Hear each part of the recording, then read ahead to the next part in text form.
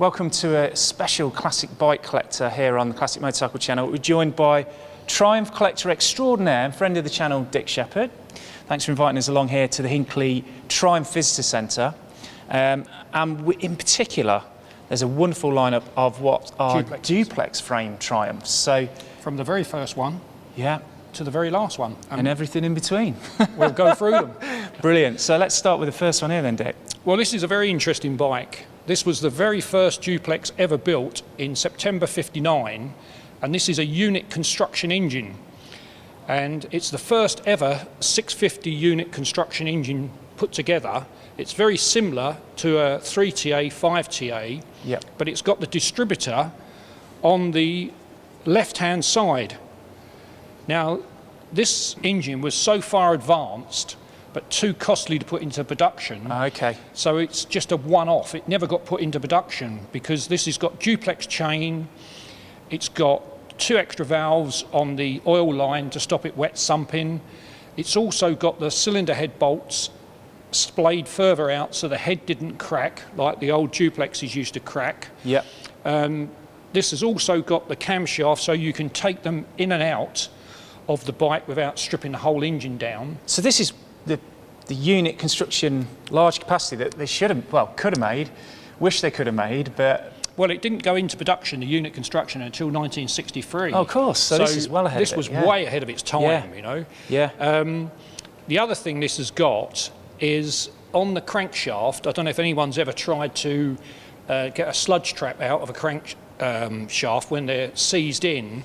Well, this has got an extra plug the other side, and all you do is undo the plug and just bang the sludge trap out. It takes 2 seconds, but cost-wise, yeah, to put an extra plug into a crankshaft, Edward Turner went, oh, no. Don't need that, don't need that. And yeah, so we It's ended up where we still got ended slick up. shift gearbox as well, which at that time they just sort of developed in sort of 57, 58. Yeah. And this has got a very unique slick shift gearbox. And there's something different on the frame on this one as well, Dick? This is being one of the very early duplexes. This doesn't have the tube underneath the tank. The extra bracing across. Yeah. They started putting the tubes in the production bikes at 1,604. That was when they started. So up till then, they didn't put the tube in.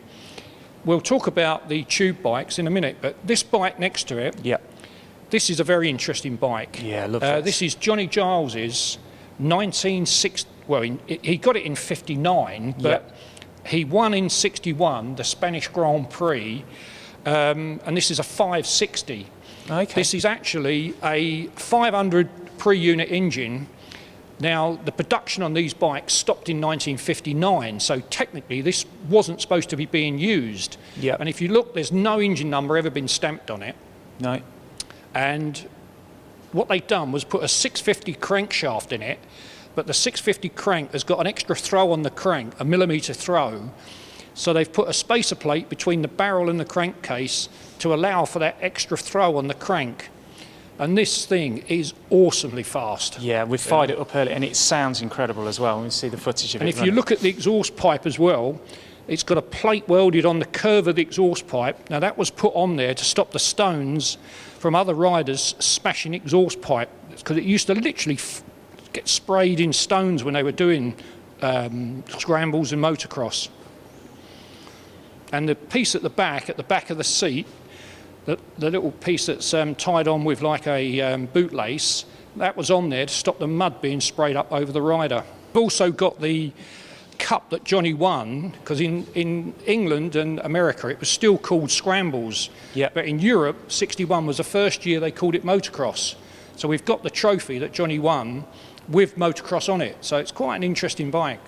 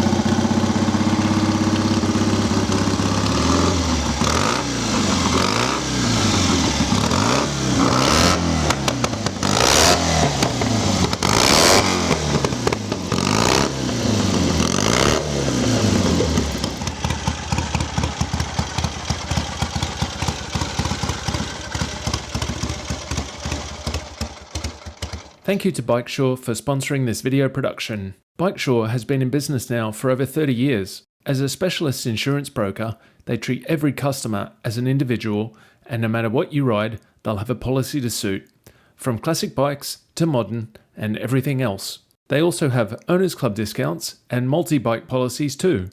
We've put a link to them in the video's description if you'd like to get a quote. Now these ones are two very, very early duplexes. Now what they've done, everyone thinks that the D indicated that it's a duplex. Well, it did, but the first duplexes, they carried on with the old O numbers. So these are 02 and 03. They continued on from the old, like, say, 59 Bonneville frame and engine numbers. And then they went D101, which was later on. It was about a month later they used D101. So these two here haven't got the top tube on the frame. And this one being a US spec model, yeah, this is a TR6 US spec. Yeah. This would be what's known as a B, TR6B. Yeah.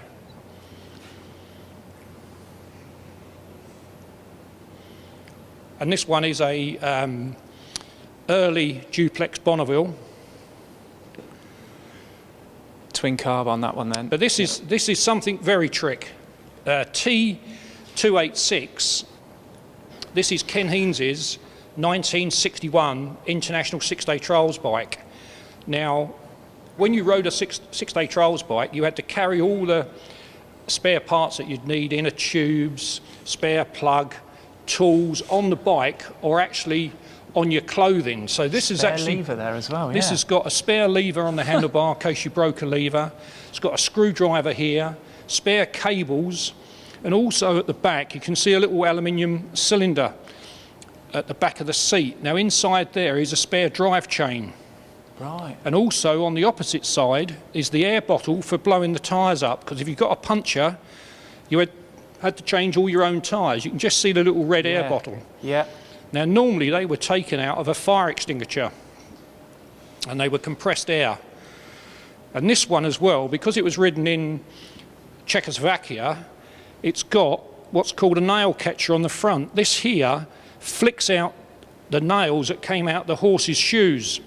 Because Europe, obviously after the Second World War, was still using a lot of horse and carts. So to save a puncture, it would flick the nails out, save it puncturing the tyre. That's fabulous. In the cabinet down the bottom there is the gold medal that Ken Haynes won with this bike. But there's an even more interesting story regarding this bike, because in 1960 the factory stopped the factory support for the riders, but they still wanted to win. So what they'd done was, there was a rider called Eric Chilton who was a factory supported rider, but he wasn't a factory rider. And Ken made out this bike was given to him, and then his bike, which Eric Chilton built, was then ridden by Ken, because this was done because the other riders like Roy Peplow, Johnny Giles, Ray Sayer would have moaned and groaned and said, well, why aren't we getting a factory bike? But what they'd done, there was no way Ken Haynes was going to let someone else have his factory bike. So what they'd done was swap number plates. So RUD is not the registration number of this bike. This is AUW, I think it is, which is a factory registration number. But we've left the number plate on it because that's the one he rode when he won the medal. Brilliant. So we're going from off-road to on-road as we work our way down. This is a very interesting bike. This is a 1960 Thruxton prepared Bonneville, and this was prepared for Alan Dugdale. And Alan's father was a Triumph dealer from Cheshire, Hector Dugdale, and he was doing really well on a Bonneville, and he actually won the Clubman's on this bike. And again, the actual trophy is in the cabinet down the bottom there. And these were tweaked by the factory and had like special parts. This has got a special rear section on the frame for the footrest, and only the Thruxtons had this rear set lug on them. In 61 and 62, they'd done away with that lug.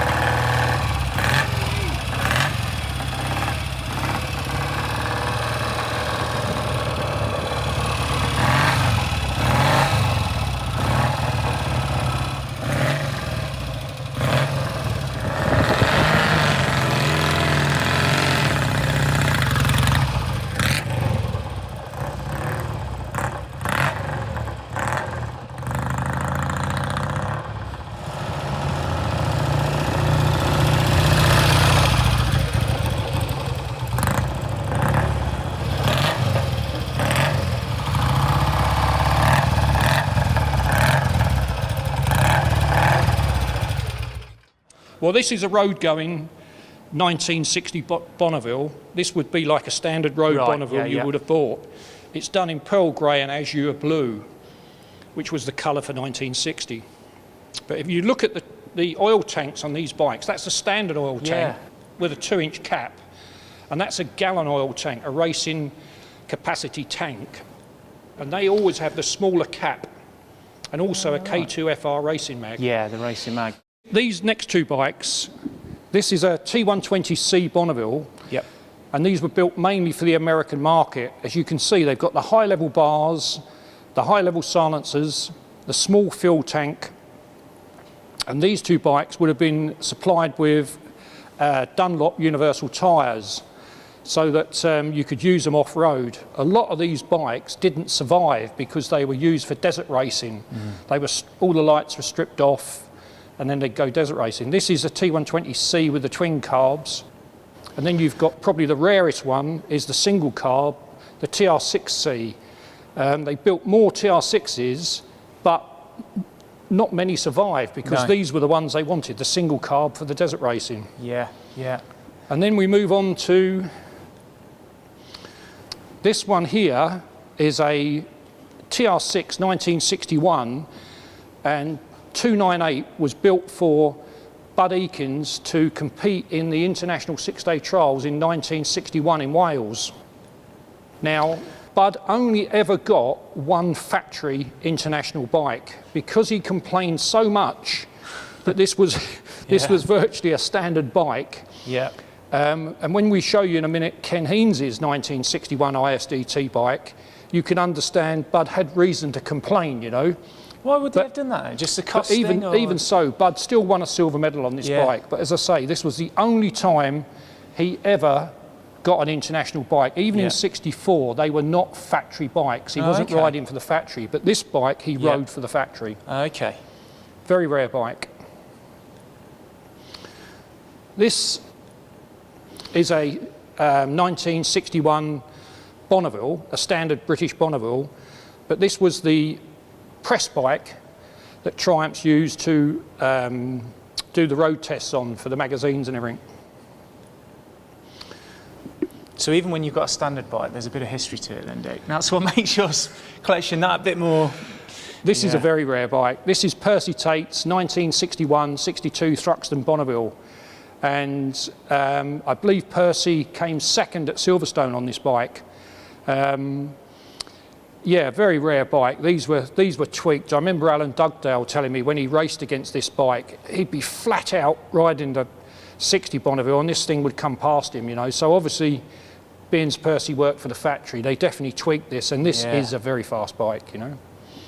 The next one to it is the last year of the T110, 1961.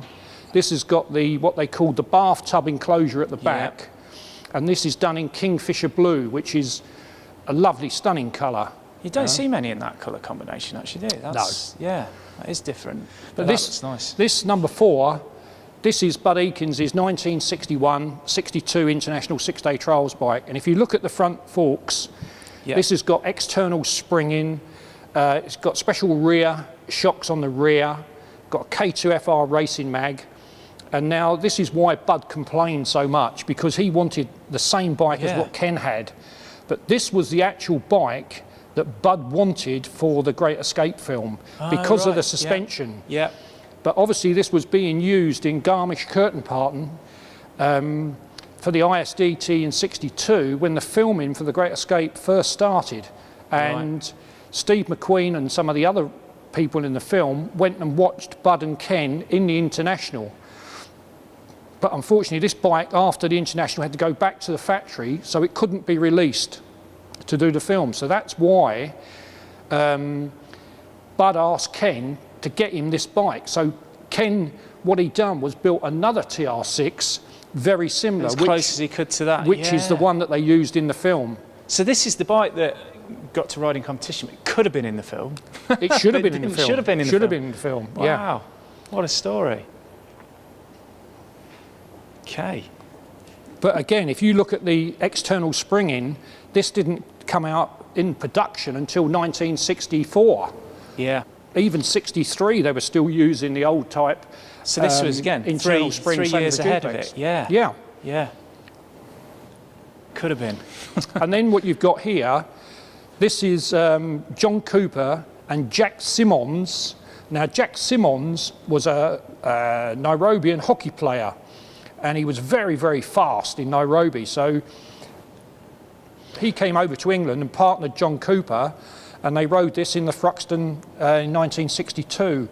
Unfortunately, I think they had a plug go down on the engine, but they were doing really well. I think they were winning it for a few laps. Yeah.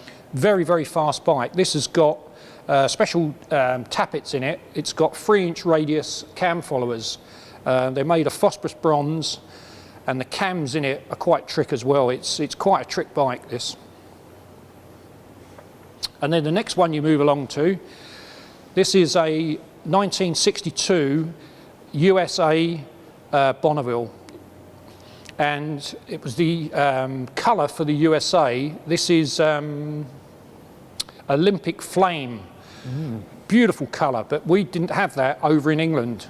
It was just really for the American market. Again, high bars, small tank. And we've got 62 here, so we're in the final year of pre-unit and of the duplex frame. 62, right? 62 yeah. was the last year of Yep. the duplex and the last year of the pre-unit. Yeah. Now this is a very interesting bike. Even though Bud didn't get another ISDT bike, Yeah. Triumph's built him this real special duplex TR6, and this is the first SC 650 ever built. And in 62, everything was stamped TR6 SS or T120 because that's how they done it. Then you had to go to the actual build records to find out what the bike was built to. Yep. Whereas before they used to stamp the model on the actual engine case. But 62 and 63, they didn't do that. They stopped doing it. Now this has got a longer swinging arm by 1.5 inches. It's got a massive Vokes air filter, wider than normal. Yeah. This runs an alley barrel. It's got a well-worthy barrel. It's got special damping in the forks. Now, we know this went to Bud Eakins, but we don't know what races he used it in. Unfortunately, Bud's no longer with us. His mechanic, who's still alive, Bobby Foxwell, seems to think that this may well have been one of the bikes that Von Dutch first painted. But right. we had no sign of that when we stripped the bike, so we can't say that or guarantee it. But this is a very, very trick It's bike really again. unusual. Big panel, bash plate underneath it. It's got a massive bash plate. Huge. When we got this back, the bash plate was absolutely smashed to bits. Yeah. And even the down tubes of the frame had been dented in and everything. So it's had a proper... And what's going on with this extra bracing on the fork fork brace. there? It's got a fork brace on it. Wow. This is a 1962 Bonneville. This was one of the last Bonnevilles to leave the factory as a pre-unit, English spec. Yep. But this is very rare. This is the actual very, very last pre-unit duplex ever built. It left the factory in regal purple, and being a TR6, the last batch of TR6s were painted in regal purple, which is a very unusual colour. Yeah, I don't think I've seen one in that colour. But it was only the last, as I say, last batch of TR6s were painted in this colour.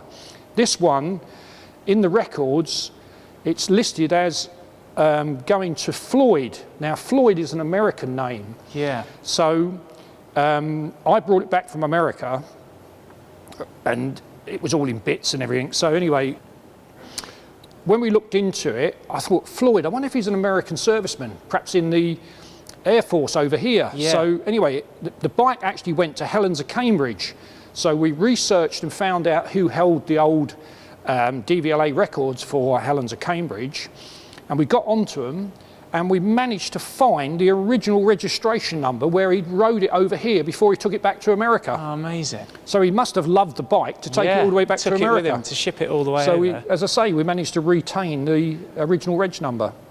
But all of this takes a lot of research, a lot of time, but it's worth it because, you know, when you look at this collection, it's just got some very rare duplexes Well, that's here. what makes it such an incredible lineup of Triumphs. And, you know, I know the amount of dedication and work that you guys put into, you personally, Dick, as well, to restoring them and researching them is evident to see. And well, it's a lifetime's work, you know, doing this. Yeah. But the most famous duplex of them all is this one over here.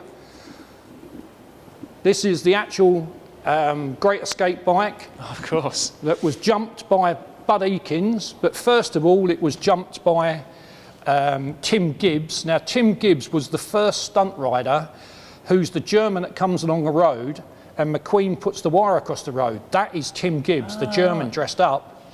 Now Tim we brought over from New Zealand. He's an Australian by birth but living in Australia, and we got him to sign the tank, and he filled in all the facts that we didn't know about the bike, how the bike got back from the film set to England. We didn't know that. We knew how it got there. We didn't know if they'd used a ramp, because obviously Bud had died by the time we'd got the bike restored. So Tim filled in all of that. In fact, what they'd done, they found a bomb hole in the field, and Tim, Steve McQueen and Bud dug a trench in the bomb hole to get more elevation, to get over the fence. And there it is. But yeah. On display, and it's fabulous. So that is a fitting end to the incredible story. But what's really interesting, Tim's wife was on the film set with an 8mm cine camera, and we've got footage of Steve McQueen and Tim Gibbs painting the other Triumph, the other Solo, because there was 3 Triumphs used in the film, 2 Solos and 1 motorbike and sidecar, and the other Solo they're painting with a brush, and it's painted grey, because I don't know if anybody realises, but the Germans never painted anything green during the Second World War. Right. Because what happened was, when Bud got on to Ken about the film and getting the bike, he told him it was a British prisoner of war film. Yeah. So Ken went down to the local army barracks in Fleet, got some camouflage paint, which the British Army were using in '62, and he painted the bike green. Well, of course, he didn't know any different. It was only when it turned up on the set, it didn't matter, you know. No. Still created that magic But moment. it's a good job that Ken did paint this bike green, because we know this was the one that done the jump, not the other Solo. It could have because they were same registration number. They used on all 3 bikes, had the same number. But this is the one. This is the one, yep.